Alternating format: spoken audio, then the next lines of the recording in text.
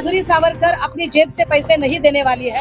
याला धरून हा प्रश्न आहे की न्यायालयाचा जेव्हा आदेश आला त्याच्यानंतर बाकी सगळ्या शिक्षकांचे पगार सुरू आहेत, पण या शिक्षकांचे पगार का नाही? एक्झॅक्टली, शिक्षकांचा पगार करा असं माननीय न्यायालयाने सांगितल्यानंतर खरं तर खात्याने पगार करणं अपेक्षित होतं। आंदोलन हे लोकशाही मार्गाने झालं पाहिजे। जॉईंट सेक्रेटरी पण बोले, ज्या अधिकाऱ्यांनी हे केलं असेल त्यांना शासन झालंच पाहिजे। खात्याला पैसेच द्यायचे नाहीयेत, कारण खात्याचे पैसे इतर ठिकाणी वळवले। पगार द्या, पगार द्या, पगार द्या, पगार द्या। त्यामुळे आम्हाला हक्क हवाय, आम्हाला भीक नको आहे। द्या ही भीक झाली, आम्हाला हक्क हवाय, भीक नको। हा घोटाळा झाला, त्या घोटाळ्यातल्या लोकांना कठोरात कठोर शासन झालंच पाहिजे, कारण त्याच्यामुळे चांगल्या लोकांचं नुकसान होतं।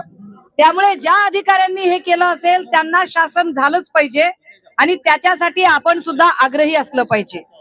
पण तो घोटाळा उघडकीस आला म्हणून सरसकट संपूर्ण जिल्ह्यातल्या लोकांनाच वेठीस धरायचं आणि त्यांचे पगार बंद करायचे, हा काही मानवीय निर्णय असू शकत नाही।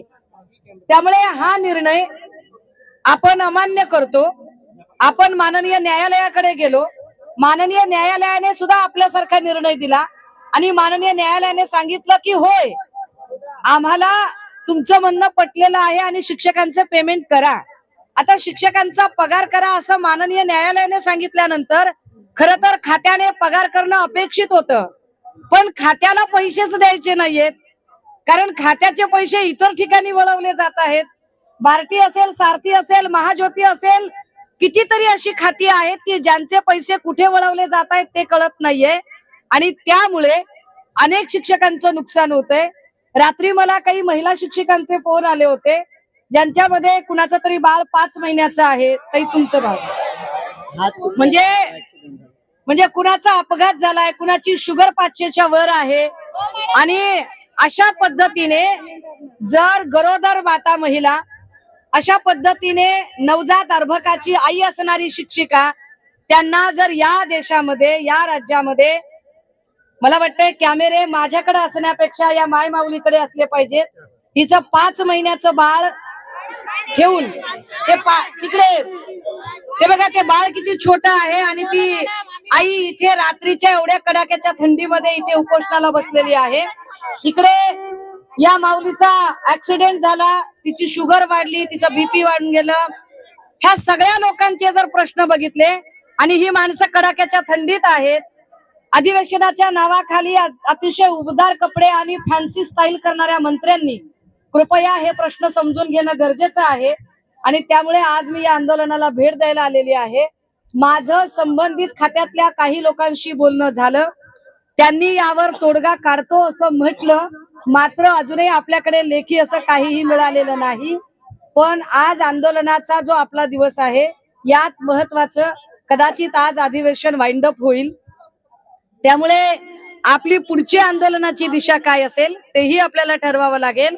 तुर्तास मी एवढंच सांगते, ज्याने चूक केली, जो त्याच्यात दोषी असेल त्याला मी सुद्धा सोडणार नाही, हे लक्षात घ्या। पण त्यामुळे जर माझ्या निर्दोष शिक्षक भावांना, बहिणींना जर त्रास होणार असेल, त्यामुळे जर माझ्या निर्दोष शिक्षक भावांना आणि बहिणींना कडाक्याच्या थंडीत एवढ्या छोट्या बाळाला जर इथे थांबावं लागत असेल, तर आम्ही हे स्पष्ट केलं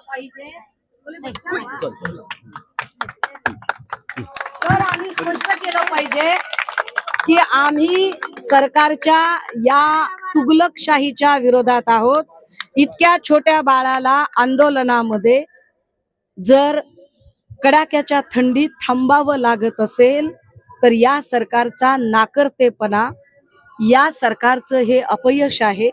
सरकारने स्वतःचे ढोल पिटवण्याच्या आधी आणि देवेंद्र फडणवीस फार काहीतरी लोकप्रिय वगैरे आहेत अशा खोट्या जाहिराती दाखवण्याच्या आधी कृपया हे चित्र बघा की एवढ्या छोट्या बाळाला, त्याच्या आईला इथे जर या आंदोलनात कडाक्याच्या थंडीत बसावं लागत असेल तर तुमचं जगणं फिजूल आहे।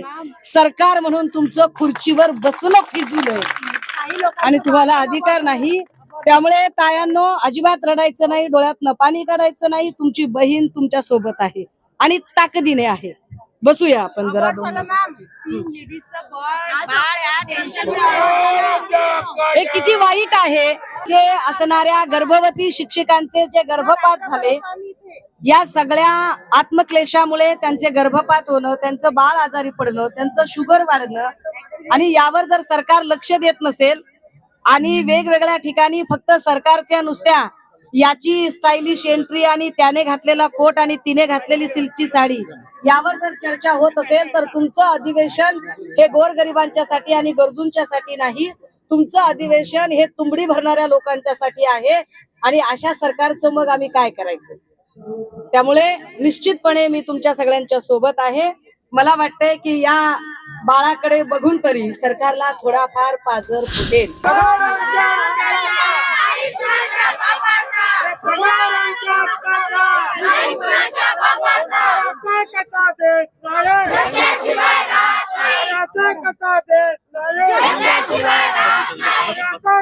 बस खाली बस. पगार द्या, पगार द्या, पगार द्या, पगार द्या.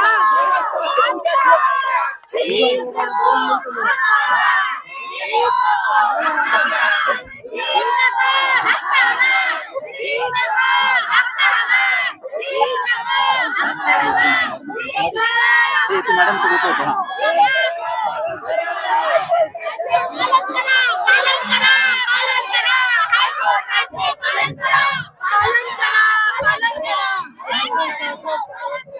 पगार द्या, पगार द्या, देवा भाऊ पगार द्या. मॅडम याला धरून हा प्रश्न आहे की न्यायालयाचा जेव्हा आदेश आला त्याच्यानंतर बाकी सगळ्या शिक्षकांचे पगार सुरू आहेत, पण या शिक्षकांचे पगार काढण्यामध्ये एक्झॅक्टली न्यायालयाच्या आदेशानंतर चंद्रपूर मधल्या शिक्षकांचे पगार सुरू आहेत. एकच कोर्ट, एकच केस, एकच जज. मात्र एका जिल्ह्यातल्या शिक्षकांना एक न्याय आणि दुसऱ्या जिल्ह्यातल्या शिक्षकांना दुसरा न्याय, हे अत्यंत चुकीचं आहे, अमानवीय आहे. त्यामुळे मानवीय दृष्टिकोनातनं आम्ही यांच्या सोबत आहोत. एक संविधानिक लढा लढला पाहिजे. मात्र आंदोलकांना विनंती असेल की त्यांनी कुठलंही अनुचित पाऊल उचलता कामा नये.